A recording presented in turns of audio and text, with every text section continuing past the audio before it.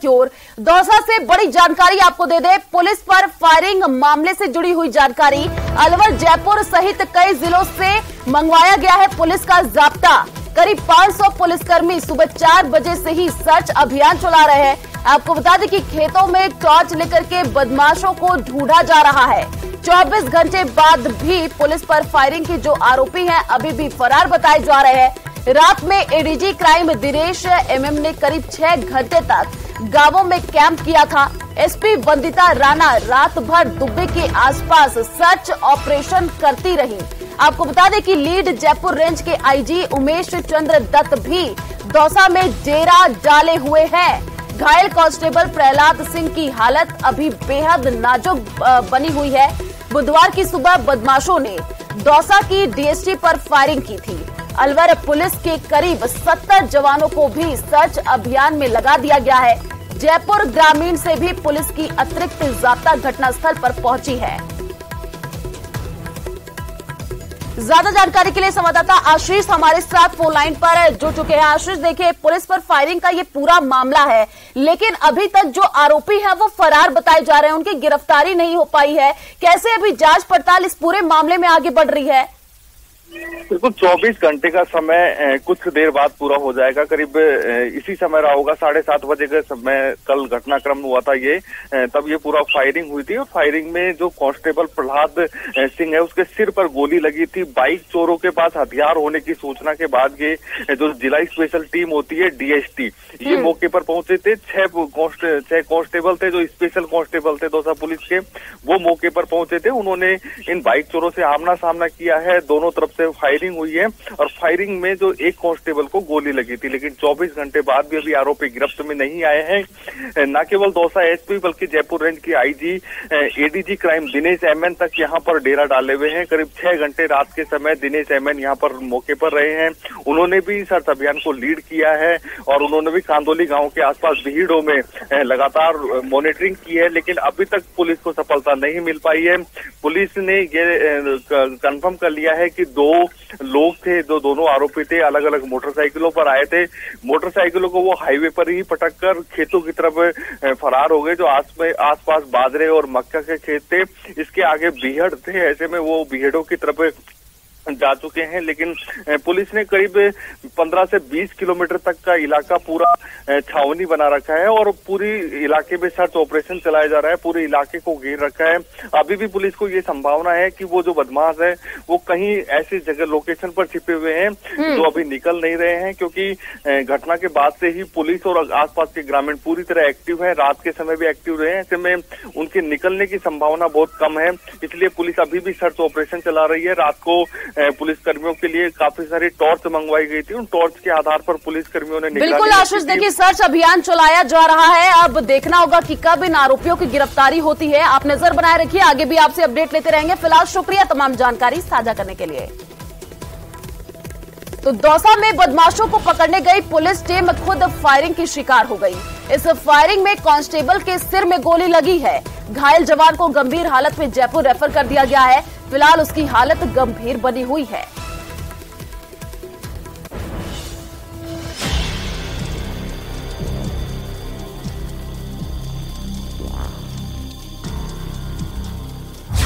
दिन दहाड़े धाए धाए से दहला दौसा।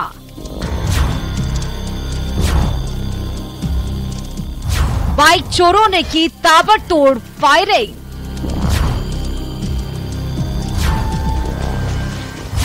गोली लगने से कांस्टेबल घायल। एसएमएस ट्रॉमा सेंटर में इलाज जारी। प्रदेश में बदमाश किस तरह बेखौफ हैं, इसकी बानगी दौसा में देखने को मिली, जहां डीएसटी टीम पर बदमाश भारी पड़ गए। बदमाशों ने डीएसटी टीम पर ही फायरिंग कर दी।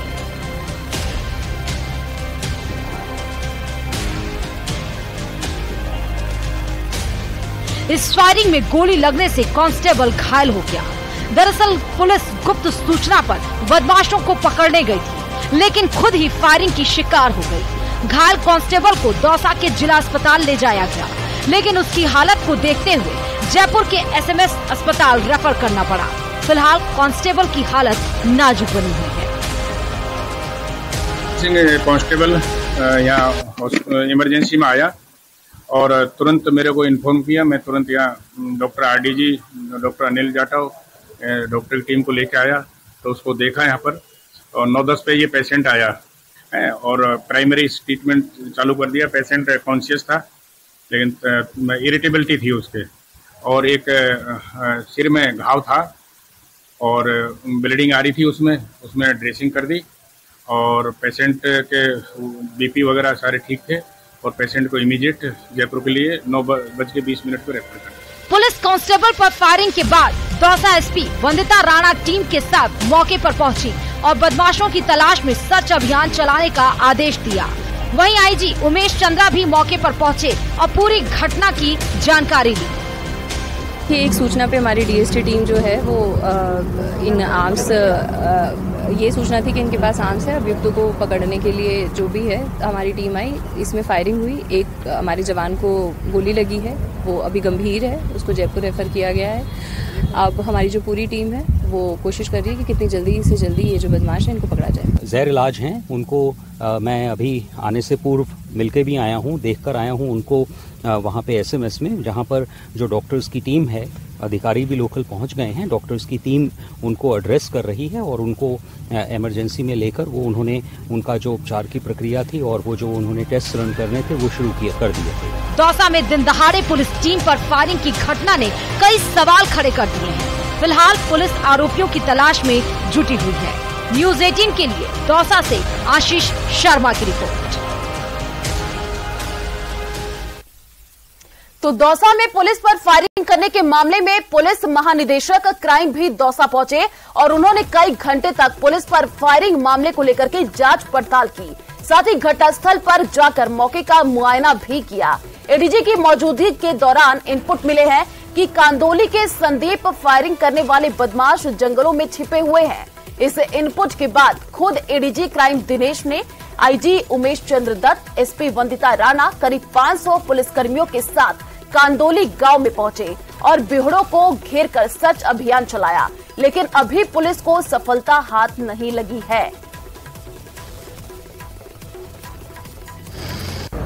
दौसा में पुलिस पर हुई फायरिंग के काफी घंटे बीत चुके हैं, लेकिन अभी तक आरोपी गिरफ्त में नहीं आए हैं। एडीजी क्राइम दिनेश एमएन भी दौसा आए हुए हैं। पुलिस की टीमें रात के समय भी लगातार सर्च अभियान कर रही हैं। जगह जगह पुलिस की टीमें सर्च अभियान कर रही हैं और कोशिश की जा रही है कि जो आरोपी हैं वो गिरफ्त में आए, लेकिन अभी तक आरोपी गिरफ्त में नहीं आए हैं। दौसा पुलिस के कई थानों के जो एसएचओ हैं और करीब सैकड़ों की संख्या में जो पुलिसकर्मी हैं वो लगातार जो खेत हैं और जो दुर्गम रास्ते हैं वहाँ का विजिट कर रहे हैं कि किसी भी प्रकार से उन आरोपियों को गिरफ्तार किया जा सके, क्योंकि जो घटनाक्रम है उसके बाद में एडीजी क्राइम का दौसा पहुंचना तो निश्चित रूप से राजस्थान की पुलिस और राजस्थान की सरकार ने इस पूरे घटनाक्रम को काफ़ी संवेदनशील तरीके से लिया है और कोशिश की जा रही है कि शीघ्र ही आरोपियों को गिरफ्तार किया जाए। लेकिन दिन भर के सर्च ऑपरेशन के बावजूद भी पुलिस को सफलता नहीं मिली है और अब रात के समय भी ये सर्च ऑपरेशन चलाया जा रहा है। आशीष शर्मा, न्यूज़ 18, कालाखो, दौसा। तो जयपुर से बड़ी खबर का रुख कर लेते हैं। सीएम की फटकार के बाद विद्युत विभाग जागा है। आपको बता दें कि औद्योगिक इकाइयों में बिजली कटौती की गई। सप्ताह में 2 बार रात्रि के समय बिजली कटौती करने का फैसला। कृषि और घरेलू उपभोक्ताओं को दी जाएगी पर्याप्त बिजली। सीएम अशोक गहलोत ने ये निर्देश दिए थे। प्रमुख शासन सचिव ऊर्जा ने की विद्युत आपूर्ति की समीक्षा और बड़ी क्षमता के ट्रांसफार्मर लगाने के कार्य को प्राथमिकता दिया जाए, ये निर्देश दिए गए हैं। आपको बता दें कि बैठक में चित्तौड़गढ़ के ट्रांसफार्मर लगाने के कार्य को लेकर के सीएम ने नाराजगी जताई थी। सीएम ने कृषि विद्युत उपभोक्ताओं को निर्बाध विद्युत आपूर्ति के निर्देश दिए। साथ ही आपको बता दें कि 3300 लाख यूनिट बिजली प्रदेश के विद्युत उपभोक्ताओं को उपलब्ध करवाने का रिकॉर्ड और गत वर्ष अगस्त माह में बिजली की औसत खपत 2300 लाख यूनिट थी। तो सीएम की फटकार के बाद से देखिए अब विद्युत विभाग जागा है। सीएम अशोक गहलोत ने कड़े निर्देश दिए थे। तो प्रमुख शासन सचिव ऊर्जा ने विद्युत आपूर्ति की समीक्षा की।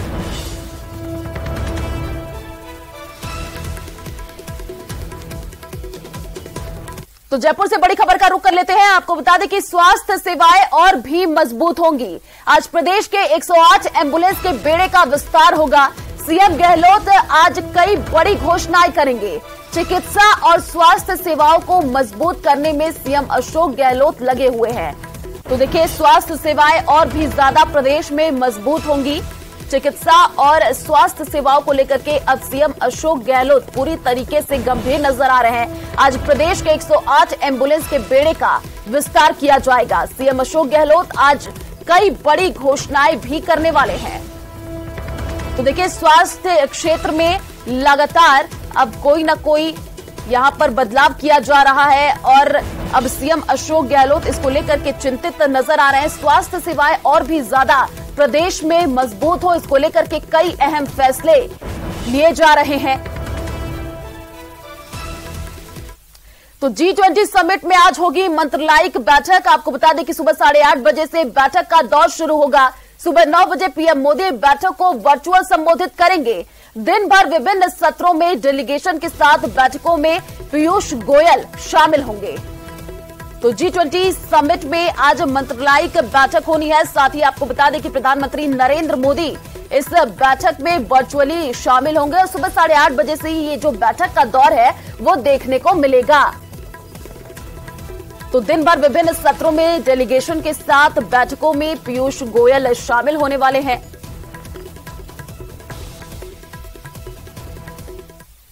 तो जयपुर से बड़ी खबर का रुख कर लेते हैं। भाजपा अनुसूचित जाति का प्रदेश स्तरीय प्रतिनिधि सम्मेलन आज, और सम्मेलन में केंद्रीय मंत्री व विधानसभा चुनाव प्रभारी प्रहलाद जोशी शामिल होंगे।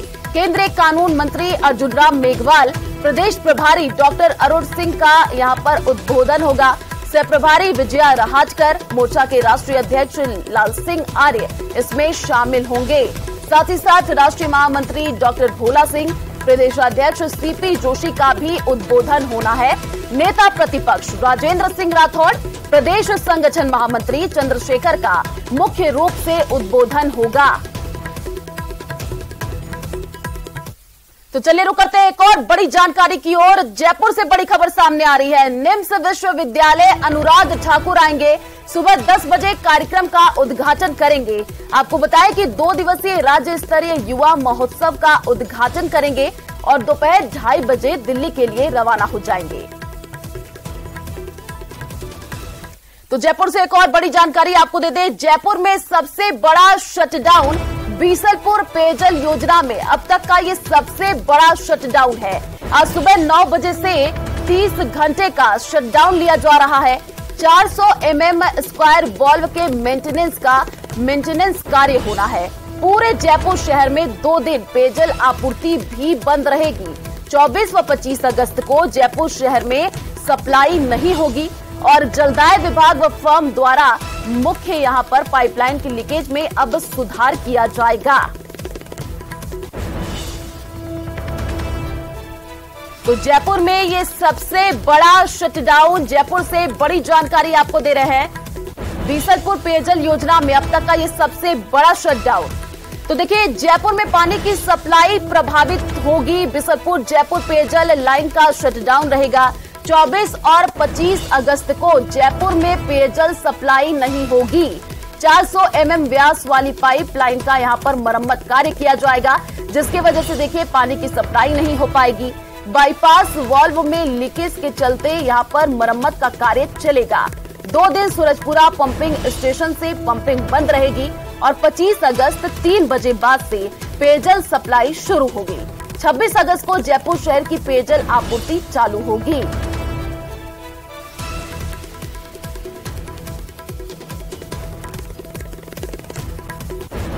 तो जयपुर में जो पानी की सप्लाई है देखिए वो अब प्रभावित होती हुई नजर आएगी। 400 mm व्यास वाली पाइपलाइन का मरम्मत कार्य किया जाएगा, जिसके वजह से यहां पर पेयजल जो लाइन है उसका यहां पर शटडाउन किया जाएगा। ज्यादा जानकारी के लिए संवाददाता राकेश हमारे साथ फोन लाइन पर जुड़ चुके हैं। राकेश, देखिए जयपुर में पानी की सप्लाई अब प्रभावित होगी क्योंकि यहां पर मरम्मत का कार्य किया जाएगा, और क्या जानकारी अभी?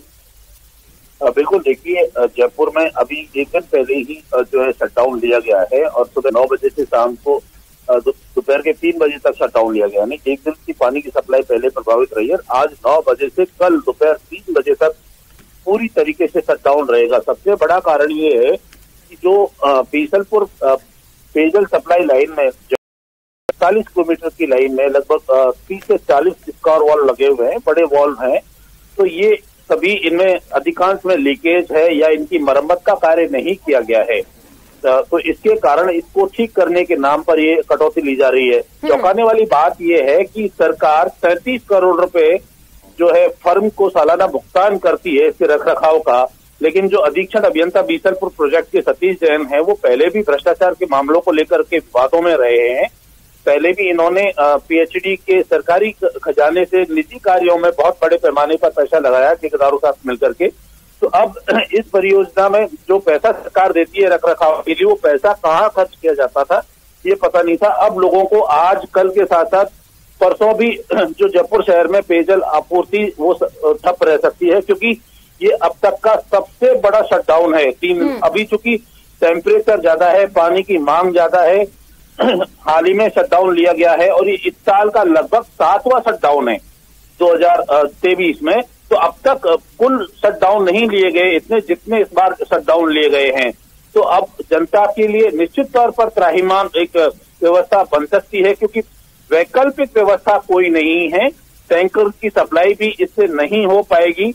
निजी टैंकरों से पानी की आपूर्ति संभव नहीं है, क्योंकि निजी टैंकर जो जयपुर की मूल आपूर्ति है उसका 0.1% की सप्लाई नहीं कर पाते हैं। जयपुर में ग्राउंड वाटर अवेलेबल है नहीं और बहुत ही जो उसकी क्वालिटी है वो पीने लायक नहीं है। तो निश्चित तौर पर राजधानी जयपुर की जनता को 3 दिन पानी के लिए बहुत ज्यादा परेशान होना पड़ सकता है और आने वाले 3 दिन मुश्किल भरे हो सकते हैं। बिल्कुल राकेश, देखिए अगर पानी की सप्लाई नहीं होगी तो जाहिर सी बात है लोगों को यहाँ पर परेशानी का सामना तो करना पड़ेगा। चलिए आप नजर बनाए रखिए, आगे भी आपसे अपडेट लेते रहेंगे। फिलहाल शुक्रिया तमाम जानकारी साझा करने के लिए। कोटा से बड़ी खबर का रुख कर लेते हैं। बेकाबू ट्रैक्टर ने नर्सिंग छात्रा को कुचला है। आपको बता दें कि साइकिल सवार नर्सिंग छात्रा की मौत हुई है। काली बस्ती थर्मल चौराहे पर यह हादसा हुआ है और हादसे के बाद लोगों ने रास्ता जाम कर दिया है और आक्रोश जता रहे हैं। कुन्हाड़ी थाना पुलिस अब इस पूरे मामले की जांच पड़ताल में जुटी हुई है। तो बेकाबू ट्रैक्टर ने नर्सिंग छात्रा को कुचला है, ये बड़ी जानकारी आपको कोटा से दे रहे हैं, जहां पर देखिए रफ्तार का ये कहर देखने को मिला है। काली बस्ती थर्मल चौराहे पर यह हादसा हुआ है और इस पूरे मामले की जांच पड़ताल में अब पुलिस जुट चुकी है। तो केंद्रीय कृषि राज्य मंत्री कैलाश चौधरी ने चंद्रयान 3 की सफलतम लैंडिंग पर इसरो के वैज्ञानिकों व देशवासियों को बधाई एवं शुभकामनाएं दी है। उन्होंने कार्यकर्ताओं के साथ टीवी पर इस महत्वपूर्ण पल को देखा और एक दूसरे को मिठाई खिलाकर गर्मजोशी से देश की उपलब्धि का जश्न मनाया। चंद्रयान 3 की लैंडिंग की सभी देशवासियों को बहुत बहुत बधाई, बहुत बहुत शुभकामनाएं। आज 55 लाख किलोमीटर की दूरी को तय करते हुए आज चंद्रयान 3 ने चंद्रमा पर लैंडिंग की है। निश्चित रूप से मैं इस अवसर पर सभी देशवासियों को भी बधाई देता हूं और हमारे साइंटिस्टों को भी बहुत बहुत बधाई दूंगा कि आज ये चंद्रयान 3 है जो वहां पर लैंडिंग हुआ है। और मैं प्रधानमंत्री आदरणीय नरेंद्र मोदी जी को भी धन्यवाद दूंगा कि पिछली बार जब चंद्रयान 2 लैंडिंग असफल हो गया था तो उस समय साइंटिस्टों का जिस तरह से मनोबल बढ़ाया था और कहा था कि किसी प्रकार की चिंता करने की आवश्यकता नहीं है, हमारा देश आगे बढ़ रहा है और जो भी आवश्यकता होगी और ये करिए। और आज वो जो नई तकनीकी और जो इस तरह का उपयोग किया गया और आज सफलतापूर्वक एक इतिहास रचा गया है, तो मैं सभी देशवासियों को मेरी ओर से बहुत बहुत बधाई देता हूँ और प्रधानमंत्री जी का भी धन्यवाद देना चाहता हूँ, आदरणीय नरेंद्र मोदी जी का और सभी हमारे साइंटिस्टों का और सभी देशवासियों को मेरी ओर से बहुत बहुत बधाई और शुभकामनाएं। तो जयपुर नगर निगम हेरिटेज की मेयर के निलंबन पर रोक के बाद उनके परिवार में जश्न का माहौल है। देखिए रिपोर्ट।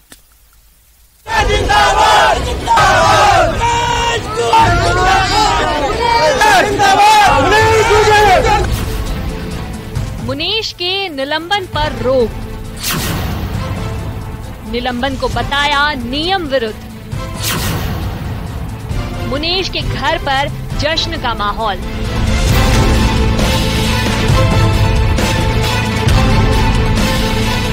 जयपुर नगर निगम हेरिटेज की मेयर मुनीश गुर्जर के निलंबन पर हाईकोर्ट ने रोक लगा दी। कोर्ट ने रोक लगाते हुए कहा कि सरकार बिना प्राथमिक जांच किए मेयर का निलंबन नहीं कर सकती। जो कानूनी प्रक्रिया अपनाई है वो पूरी तरह से गलत है। मामले में पिछले 2 दिनों से सुनवाई चल रही थी। कोर्ट के इस फैसले के बाद मुनेश के घर में जश्न का माहौल है। मुनेश के परिजन इसे सत्य की जीत बता रहे हैं। सरकार पे मेरी आस्था है, मुझे पूर्ण विश्वास था और सुदर्शन चक्र वाले पे उससे भी ज्यादा विश्वास था। और आज मुझे किसी भी प्रकार का कोई नहीं, मुझे न्याय पे पूर्ण भरोसा था और ये न्याय की सत्य की जीत है। मैं कांग्रेस पार्टी की कर्मठ कार्यकर्ता हूँ, आगे भी कांग्रेस के लिए हमेशा मेरे लिए सर्वोपरि मेरी कांग्रेस पार्टी है, मेरी सरकार है। हम भगवान का बहुत बहुत धन्यवाद देते हैं। सत्य की जीत है। एक नए बच्चे कांग्रेस पार्टी के कार्यकर्ता थे, उनको किसी वजह से किसी भी कारण से उनको थोड़ा सा ठेस लगी, वो आज सत्य की जीत के ऊपर चलेंगे, आगे भी कांग्रेस करता रहेंगे। ये करने वाला जो कुछ है वही है अच्छा और बुरा, लेकिन हमारे साथ भगवान की दुआ से ये हुआ जो भी अच्छा हुआ था और अब हुआ वो उससे भी अच्छा हुआ। तो बढ़िया दिया, कोर्ट ने भी दिए, खूब बढ़िया दे रहा आप लोगों का, खूब बढ़िया दिया, अच्छा रहा, एकदम अच्छा रहा। अब जानते हैं कि पूरा मामला क्या है।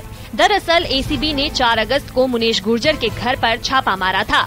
मेयर के घर से 40 लाख रुपए मिले थे, जिसके बाद एसीबी की टीम ने मेयर के पति सुशील गुर्जर और 2 दलालों को गिरफ्तार किया था। सुशील पर पट्टे के एवज में 2 लाख रुपए की घूस मांगने का आरोप था। इसके साथ ही एक दलाल के घर भी 8 लाख रुपए नकद बरामद हुए थे। मेयर के घर में 40 लाख रुपए मिले थे। एसीबी ने 4 अगस्त को मुनेश गुर्जर के घर पर छापा मारा था। मेयर के पति सुशील गुर्जर और 2 दलालों को गिरफ्तार किया था। सुशील पर 2 लाख रुपए की घूस मांगने का आरोप था। मेयर के घर सर्च में 40 लाख रुपए मिले थे। एक दलाल के घर भी 8 लाख नगद बरामद हुए थे। इसके बाद 6 अगस्त को स्वायत्त शासन विभाग ने मुनेश गुर्जर को मेयर पद से निलंबित किया था, जिसके बाद मुनेश गुर्जर ने कहा कि ये पैसा उनके ससुर का है। कोर्ट के फैसले के बाद आज फिर मुनेश के ससुर ने कहा कि जो पैसा रखा था वो जमीन के लिए था। 41 लाख अपने घर में मिले थे, तो 50 लाख का मैंने अभी 2 तारीख को प्लाट बेचा था, तो उसकी 22 लाख की तो रजिस्ट्री हुई थी और 28 लाख कैश मिला था, वो हमारे घर में रखा था।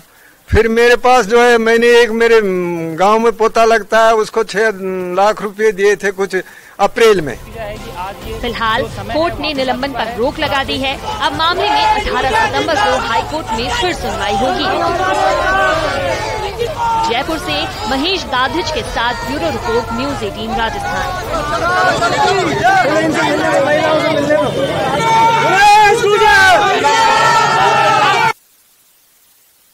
तो चलिए फिलहाल